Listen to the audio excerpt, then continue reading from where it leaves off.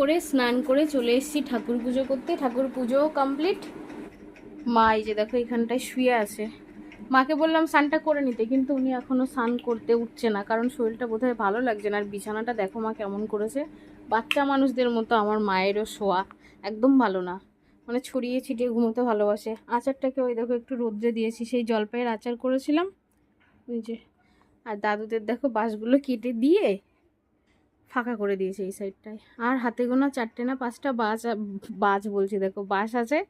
বলল যদি হচ্ছে গিয়ে কেউ কিনতে আসে তাহলেই ওই বাঁশগুলো কাটবে, না ছাড়া কাটবে না। আর এই যে নুনের খুঁটিগুলো ধুয়ে দিয়েছিলাম, কৌটাগুলো। এই যে আমার মিনিও খেয়ে পরিপাটি করে দিচ্ছে ঘুম। আমার দিদাদের বাড়িতে আজকে এই যে 1 কেজি ঝাঁটা কাঠি কিনলাম। ঝাঁটা নেই আমার, বাড়ন্ত হয়ে গেছে, মানে ছোট হয়ে গেছে। ঝাড় দিতে প্রচুর অসুবিধা হয়, কারণ রাস্তা পর্যন্ত ঝাড় দিই। দেখো একটু আগে ঝাড় দিয়েছি, আবার পাতা হয়ে গেছে। কিছু করার নেই, ওগুলো তো হতেই থাকবে। চলো কি কি রান্না করলাম সেটা তোমাদের সাথে একটু শেয়ার করি। এটাই তো সেই দুধ আছে একটু, কালকেকার বেগুন ভাজি, আমার গাছের বেগুন কিন্তু এটা।